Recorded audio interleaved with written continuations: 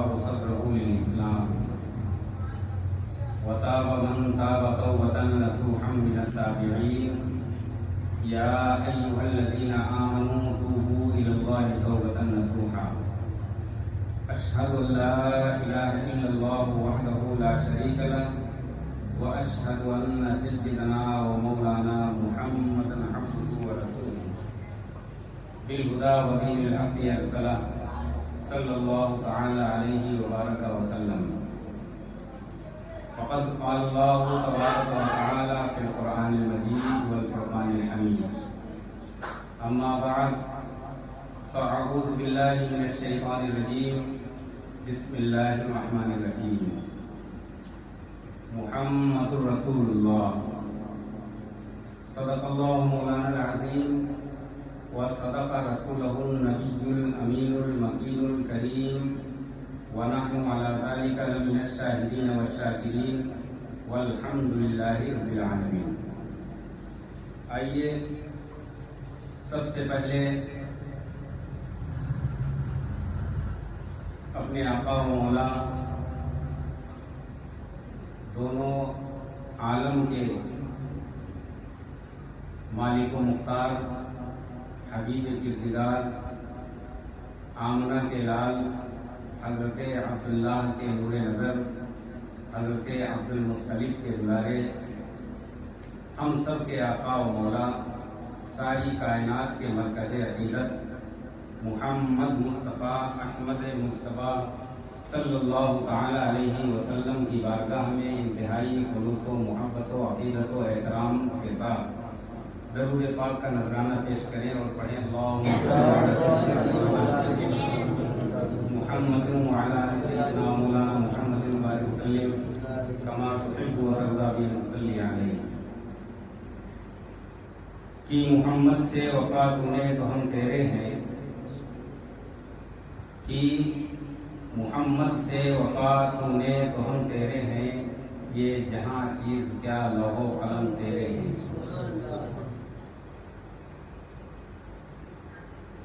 حضرات گرامی، یہ ماہ ربیع الاول شریف کا مقدس متبرک محترم مہینہ، جسے ہم اور آپ اپنے آقا و مولا صلی اللہ تعالی علیہ وسلم کی ولادت شریف کی طرف منسوب کرتے ہیں اور اس کو جانتے ہیں. اس مہینے کے مختلف اسماء ہیں: ربیع الاول شریف، ربیع النور شریف، بارہویں شریف. لیکن جتنے بھی مختلف اس مہینے کے اسماء مبارکہ ہیں وہ سب معنی کے اعتبار سے اور اس کے مطلب کے اعتبار سے سبھی بہتر ہیں. آج ربیع الاول شریف کی 5 تاریخ ہو گئی ہے. یہ سلسلہ پہلی ربیع الاول شریف سے لے کر کے اور 11 ربیع الاول شریف تک یعنی 12ویں شب تک ہر سال کی طرح دستور کے مطابق اور لائحہ عمل کے مطابق ہر سال کی طرح اس سال بھی اپنی منزلوں کی طرف اپنی نورانیت کے ساتھ رواں اور رواں ہے. چند دنوں کے بعد یہ بھی موقع ہمارے اور آپ سے آپ کے ہاتھوں سے یہ نکل جائے گا. یہی وہ چند ایام ہیں رسول اللہ صلی اللہ تعالیٰ علیہ وسلم کی آمد کی برکتیں حاصل کرنے اور ان کی ولادت کی خیرات حاصل کرنے. اللہ ہمیں اور آپ کو سب کو یہ توفیق بخشے اور رسول کریم صلی اللہ تعالیٰ علیہ وسلم کی ولادت شریف کا صدقہ ہمیں اور آپ کو سب کو عطا فرمائے. میں نے قرآن مقدس کی ایک آیت مبارکہ پڑھی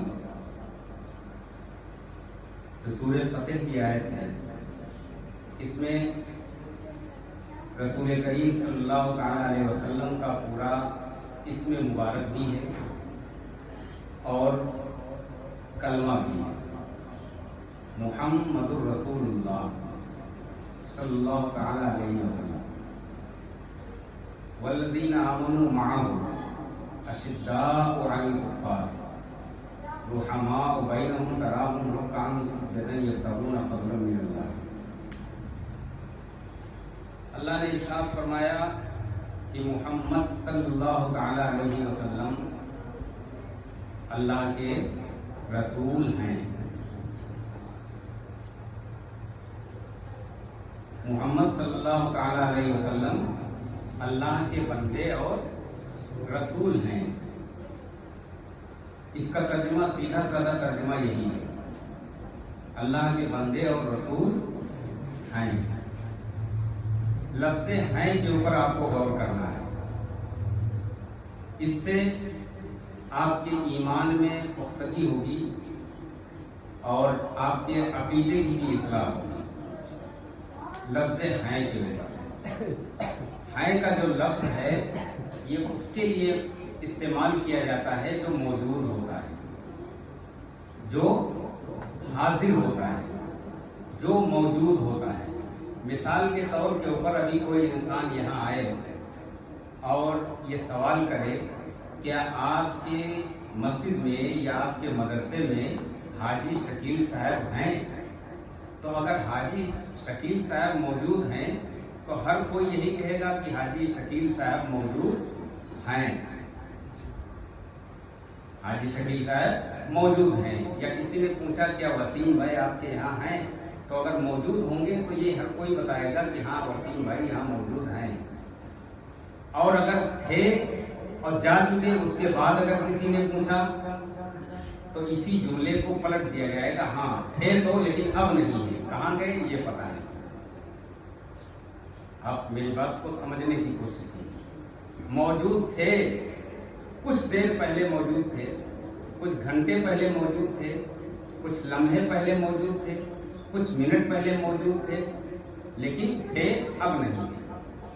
تو یہ آپ کے لیے محال ہے کہ کبھی یہاں ہیں، کبھی وہاں ہیں، کبھی یہاں ہیں۔ جب تک آپ کی زندگی ہے تب تک آپ دنیا میں ہیں، انتقال کے بعد آپ قبر میں ہوں گے، ہم بھی ہوں گے، آپ بھی ہوں گے، سب کو ایک نہ ایک دن جانا ہے۔ لیکن یہ بات سمجھ میں نہیں آئی کہ اللہ نے 1500 برس پہلے قرآن مقدس کو نازل فرما کر کے اور یہ فرما دیا محمد الرسول اللہ، محمد صلی اللہ تعالی علیہ وسلم میرے بندے اور رسول ہیں۔ اس وقت بھی تھے، آج بھی ہیں اور صبح قیامت تک کے رہیں گے۔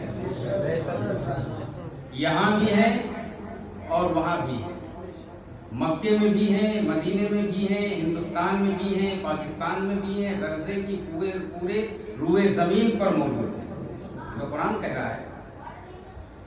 اور سچائی تو یہ ہے کہ جو لوگ موجود ہونا، حاضر ہونا، ناظر ہونا، حیات ہونا نہیں مانتے ہیں، وہ بھی ترجمہ یہی کرتے ہیں کہ محمد الرسول اللہ صلی اللہ تعالیٰ علیہ وسلم اللہ کے بندے اور رسول ہیں۔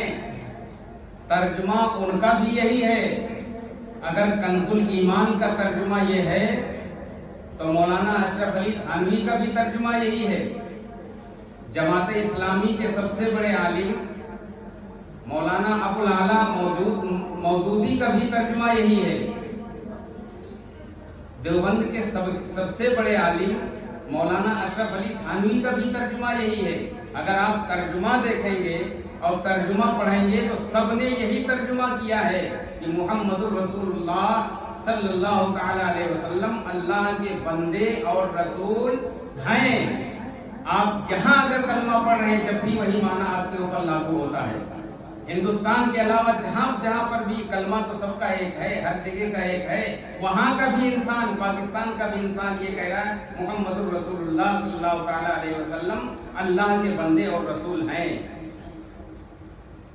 دنیا کے کونے کونے کا اگر مومن کلمہ پڑھ رہا ہے، مسلمان پڑھ رہا ہے، تو اس کا ترجمہ یہی ہے، تو پتہ یہ چلا یہاں بھی ہے اور وہاں بھی ہے، موجود ہیں، حاضر ہیں۔ اور کلمے کا بھی ترجمہ یہی ہے، لا الہ الا اللہ، نہیں ہے کوئی معبود سوائے اللہ کے، اللہ کے سوا کوئی معبود نہیں ہے، محمد الرسول اللہ، محمد صلی اللہ تعالی علیہ وسلم اللہ کے بندے اور رسول ہیں۔ کلمے کا بھی یہی ترجمہ، اور یہی آیت قرآن مقدس کے 26ویں سپارے کی سورہ فتح کی یہی آیت ہے، محمد الرسول اللہ والذین معہ اشداء والذین آمنوا معہ اشداء علی الکفار، اور مومنوں کے لیے رحم دل، کفار و مشرکین کے لیے سخت، آپس میں محبت کرنے والے، لوگوں کو سچی راہ دکھانے والے، لوگوں کو راہ ہدایت میں لانے والے، اور ہادی جو ہوتا ہے وہ ہمیشہ کے لیے ہوتا ہے، کیونکہ ہدایت کی ضرورت تو قیامت تک کے انسان کو پڑے گی۔ آج ہم اور آپ موجود ہیں تو ہمیں ہدایت کی ضرورت ہے، کل ہمارے بعد جو نسل آئے گی اسے بھی ہدایت کی ضرورت پڑے گی، تو ہادی کا ہونا ہمیشہ کے لیے ضروری ہے۔ اور اگر ہادی ہی نہیں ہوگا، ہدایت دینے والا نہیں ہوگا، ہدایت کرنے والا نہیں ہوگا، تو پھر ہدایت کون کرے گا؟ تو ہادی کا موجود ہونا ہر دور میں ضروری ہے۔ اور پھر اس لفظ کی، اس نام کے معنی کی برکت دیکھیے، محمد،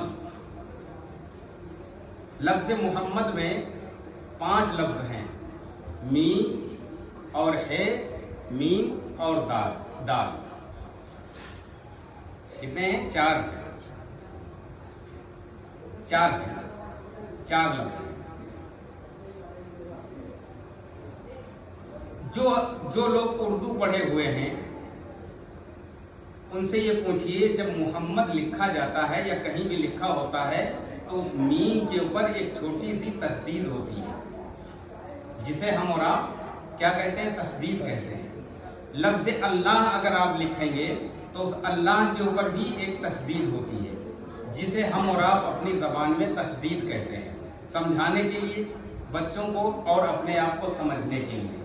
معنی یہ ہوتا ہے جس لفظ کے اوپر تشدید ہوتی ہے اس کو 2 بار پڑھا جاتا ہے، یہی بچوں کو پڑھانے کے لیے سمجھایا جاتا ہے، جس لفظ کے اوپر بھی تشدید ہو۔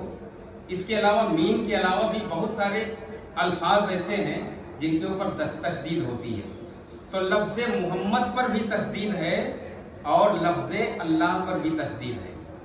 لفظ اللہ میں بھی 4 حرف ہیں اور لفظ محمد میں بھی 4 حرف ہیں، اور آسمانی کتابیں بھی 4 ہیں، آسمانی بڑے فرشتے بھی 4 ہیں۔ اب جو محمد کے اوپر جو تشدید ہے یا لفظ اللہ کے اوپر جو تشدید ہے، جسے ہم اور آپ تشدید کہتے ہیں، حقیقت میں یہ تشدید نہیں ہے، یہ تاج ہے۔ اللہ کے نام کے اوپر جو تشدید ہے یہ بھی تاج ہے، اور محمد صلی اللہ تعالی علیہ وسلم کے نام کے اوپر جو تشدید ہے یہ بھی تاج ہے۔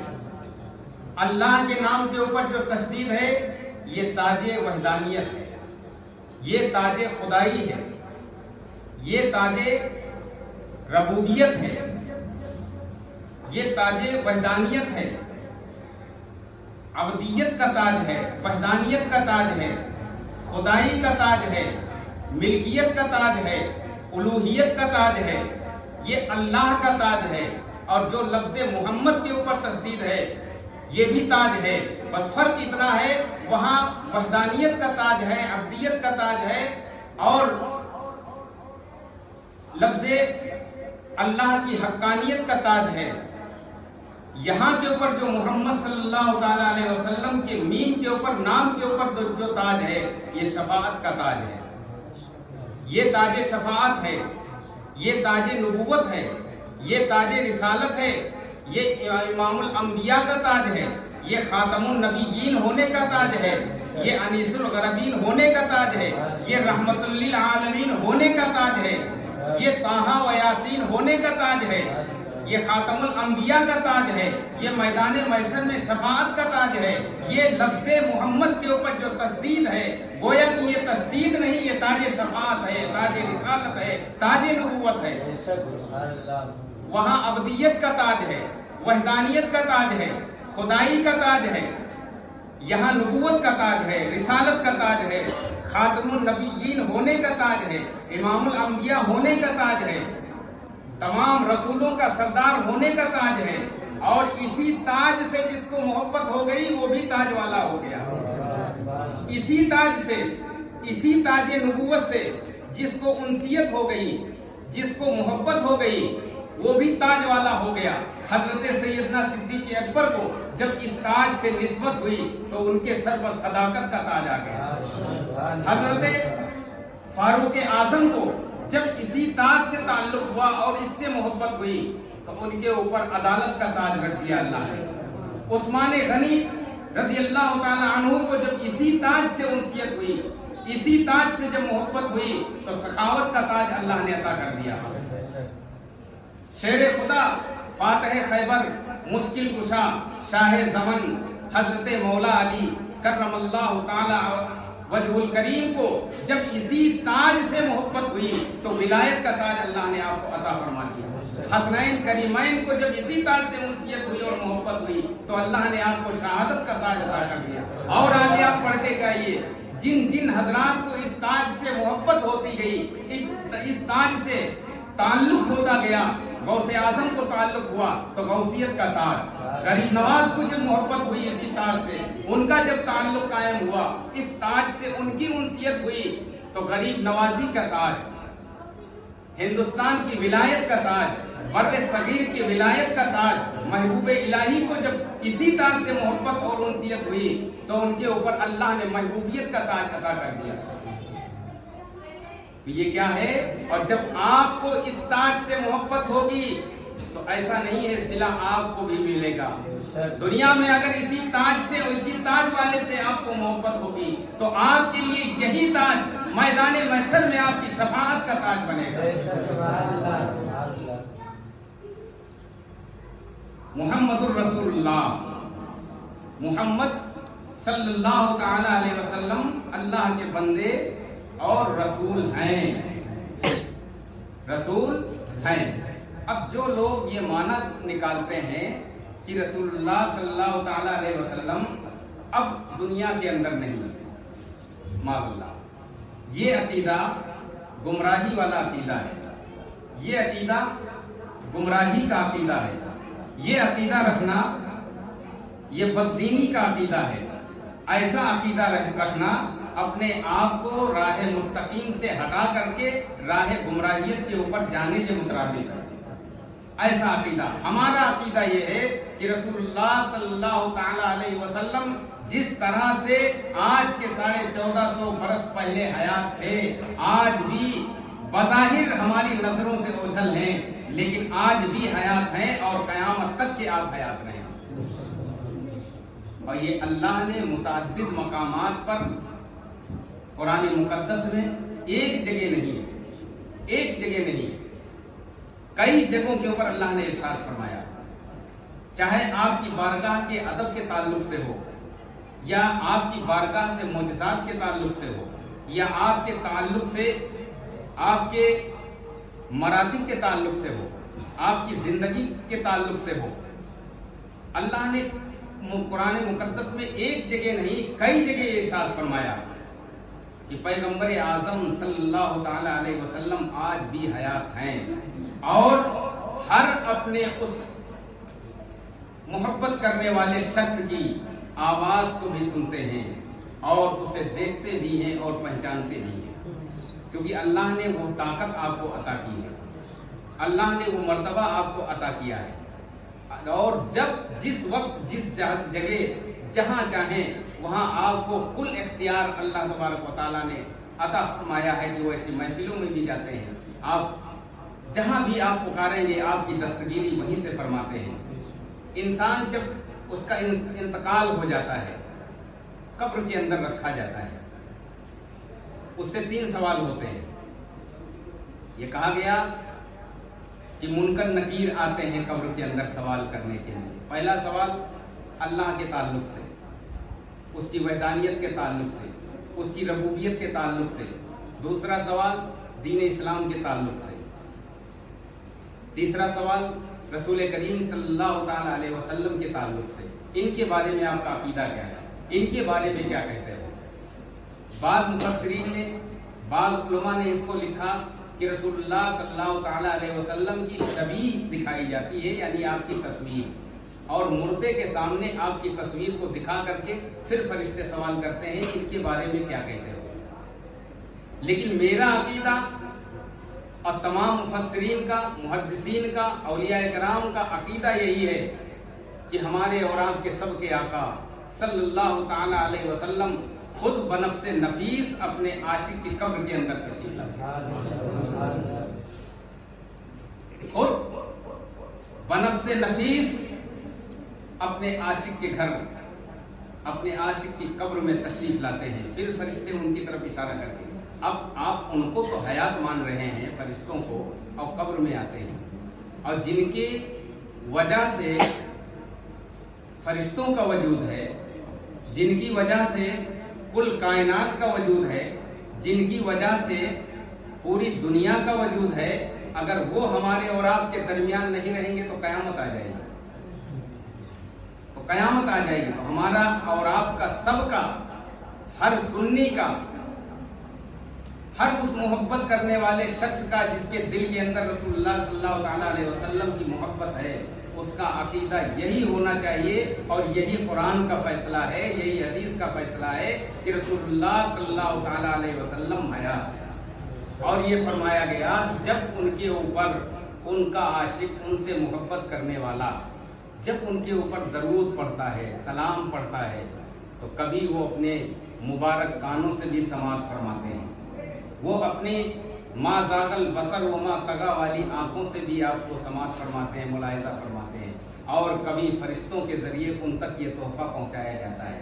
اگر اس عقیدے کے تعلق سے بھی مان لیا جائے کہ فرشتوں کے ذریعے ہمارے درود اور سلام کو رسول اللہ صلی اللہ تعالی علیہ وسلم کی بارگاہ میں پیش کیا جاتا ہے، تو پیش کس کو کیا جائے گا؟ جو زندہ ہوگا اور موجود ہوگا. جو زندہ ہوگا، موجود ہوگا. کہا اسی سے جائے گا جو سن بھی رہا ہوگا، جایا اسی کے پاس جائے گا جو سننے کے ساتھ دیکھ بھی رہا ہوگا. جایا اسی کی بارگاہ میں جایا جائے گا جو دیکھنے کے ساتھ، سننے کے ساتھ پہچان بھی رہا ہو. تو اگر یہی مان لیا جائے کہ بقول آپ کے کہ ہمارے درود کو، ہمارے سلام کو بذریعے فرشتے بارگاہ رسالت مآب صلی اللہ تعالی علیہ وسلم میں پیش کیا جاتا ہے، تب بھی تو آپ کو زندہ ماننا پڑے گا. تو یہ عقیدہ، یہی عقیدہ بہتر ہے، درست ہے. یہی خلفاء صالحین، انبیاء، صحابہ کرام، اولیاء، کتب، ابدال، کل مومنین کا عقیدہ یہی ہے، اور یہی عقیدہ درست ہے. درود پاک پڑھیے. اللہم صلی علی سیدنا مولانا محمد وعلی آل سیدنا مولانا محمد بارک وسلم. صلاۃ و سلام علیک یا رسول اللہ صلی اللہ تعالی علیہ وبارک وسلم. ادب سے بیٹھ جائیے. جب کچھ نہ تھا، صرف وحدہ لا شریک کی ذات مبارک اور اس کا نور اور اس کا وجود تھا، پھر اللہ تبارک و تعالیٰ نے یہ چاہا کہ میری ربوبیت کا اظہار ہو، لوگ مجھے جانیں، لوگ مجھے پہچانیں، میری خدائی کے چرچے ہوں، میری وحدانیت کا تذکرہ ہو، میں بھی جانا جاؤں اور پہچانا جاؤں. تو اللہ نے سب سے پہلے اپنے نور مبارکہ سے نبی کریم صلی اللہ تعالی علیہ وسلم کے نور مقدس کو پیدا فرمایا. ایک لفظ کن سے اللہ تبارک و تعالیٰ نے پوری کائنات کا وجود فرمایا. پھر اپنے نور سے، اور یہ ارشاد فرمایا اول ما خلق اللہ نوری وکل خلائق من نوری وانا من نور اللہ. یعنی اللہ نے سب سے پہلے اپنے نور سے رسول کریم صلی اللہ تعالی علیہ وسلم کے نور مقدس کو پیدا فرمایا، پھر ان کے نور سے تمام کائنات کو پیدا فرمایا. پھر وہ نور اللہ نے اپنے قرب خاص میں رکھا. نہ جنت تھی، نہ عرش تھا، نہ کرسی تھی، نہ قلم تھا، نہ لوح تھی، کچھ بھی نہیں تھا جو اس نور کو رکھ دیتا. صرف اللہ کی ذات تھی اور ذات مصطفیٰ صلی اللہ تعالیٰ علیہ وسلم، نور مصطفیٰ صلی اللہ تعالیٰ علیہ وسلم. پھر اللہ نے اس نور کو اپنے قرب خاص میں رکھا، جب تک چاہا تب تک رکھا، اور اپنے تمام انوار و تجلیات سے اس نور کو سرفراز فرماتا رہا، تمام برکتوں سے اس نور کو نوازتا رہا. پھر حضرت آدم علیہ السلام کے پتلے کو بنایا گیا، تیار کیا گیا. پھر وہی نور محمدی حضرت آدم علیہ السلام کی پیشانی مبارکہ کے اندر رکھا گیا. جب حضرت آدم علیہ السلام کی پیشانی مبارک میں وہ نور رکھا گیا تو اللہ تبارک و تعالیٰ نے فرشتوں سے یہ حکم فرمایا، اسجدوا لآدم، اے ملائکہ آدم کا سجدہ کرو. تمام ملائکہ فسجدوا الا ابلیس، اللہ کا یہ حکم سن کر تمام ملائکہ سر سجود ہو گئے، الا ابلیس، سوائے ابلیس کے. اس نے سجدہ نہیں کیا اور سجدے سے انکار کیا. اللہ نے اس کے گلے کے اندر لعنت کا طوق پہنا کر کے رانجے درگاہ کر دیا. فرشتوں نے سجدہ کیا. دراصل اسجدوا لآدم، سجدہ آدم کا کرو. حقیقت میں پتلا تو حضرت آدم علیہ السلام کا تھا، لیکن اس وقت تک اللہ نے سجدے کا حکم نہیں دیا جب تک ان کی پیشانی کے اندر نور محمدی صلی اللہ تعالیٰ علیہ وسلم نہ رکھا گیا. تو حقیقت میں وہ سجدہ تعظیمی تھا جو ہمارے اور آپ کے سب کے آقا و مولا صلی اللہ تعالیٰ علیہ وسلم کی تعظیم کا سجدہ تھا، جو فرشتوں سے اللہ تبارک و تعالیٰ نے تعظیمی سجدہ کروایا. پھر وہی نور مقدس آپ کے بیٹے حضرت شیس علیہ السلام کے یہاں تشریف لایا. ان کے بعد نسل بعد نسل، قرن بعد قرن تمام انبیاء و مرسلین کے یہاں تشریف لاتا گیا، اور اپنے نور کی برکت سے، اپنے نور کی برکتوں سے تمام قبیلوں کو، تمام انبیاء و مرسلین کو، ان کے ماننے والوں کو نوازتا ہوا اور انوار و برکات کو بانٹتا ہوا، تقسیم کرتا ہوا. وہی نور محمدی صلی اللہ تعالیٰ علیہ وسلم آپ کے والد محترم حضرت عبداللہ رضی اللہ تعالیٰ عنہ کے صلب اطہر کے اندر تشریف لایا. آپ کا عرض شریف حضرت بی بی آمنہ طیبہ طاہرہ رضی اللہ تعالیٰ عنہ سے ہوا. شب جمعہ میں وہ نور آپ سے منتقل ہو کر شکم آمنہ میں تشریف لایا. پھر وہ ساعتیں، وہ گھڑیاں، وہ مبارک مہینہ یہ قریب تشریف لے آیا. ربیع الاول شریف کا مبارک مہینہ، دنوں میں دوشنبہ مبارکہ کا مبارک دن، وقتوں میں صبح و صادق کا سہانا وقت. ایسے ماحول میں، ایسے وقت میں ہمارے اور آپ کے ساری کائنات کے محسن، ساری کائنات کے آقا و مولا تشریف لائے کہ آپ کے دولت قدے کے اوپر تمام انبیاء، تمام ملائکہ کی جماعت آپ کے دولت قدے کے اوپر حاضر تھی. دست بستہ آپ کی تعظیم کے لیے کھڑے ہو کر آج آپ کی بارگاہ میں صلاۃ و سلام پڑھ رہے تھے. آئیے ہم اور آپ بھی کھڑے ہو جائیں اور بارگاہ رسالت مآب صلی اللہ تعالیٰ علیہ وسلم